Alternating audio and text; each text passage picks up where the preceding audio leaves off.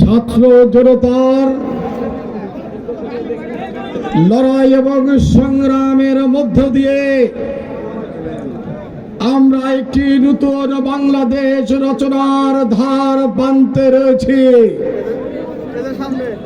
আগামী নতুন বাংলাদেশ কেমন হবে, বাংলাদেশের রাজনীতি কেমন হবে, বাংলাদেশের মানুষ কিভাবে আগামীতে ভোট দিবে, বাংলাদেশের মানুষ আগামী দিনে কিভাবে এই দেশে শান্তিতে বসবাস করবে, সেই সকল বিষয় নিয়ে ইতিমধ্যে আমাদের নেতা বাংলাদেশের আগামী দিনের ভবিষ্যৎ দেশ নায়ক তারেক রহমান জাতির সামনে 31টি দফা উপস্থাপন করেছে। এই 31 দফা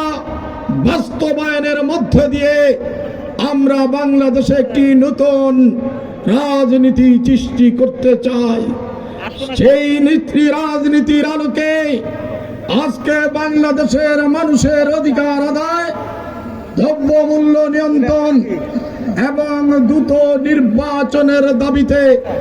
আজকে আমাদের এই ঐতিহাসিক সিরাজগঞ্জ ইসলামিয়া কলেজ মাঠের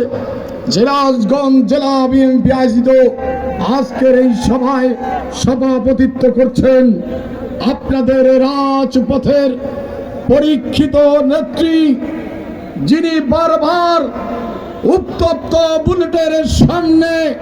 নিজেকে উপস্থাপন করেছেন, কিন্তু কখনো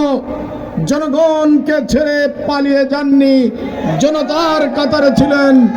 সেই আমাদের মমতাময়ী মা, মমতাময়ী নেত্রী জনাব রুমানা মাহমুদ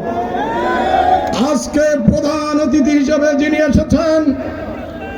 এই বাংলাদেশকে স্বাধীন করতে শহীদ রাষ্ট্রপতি জিয়া রহমানের নির্দেশে যারা রণাঙ্গনে অস্ত্র নিয়ে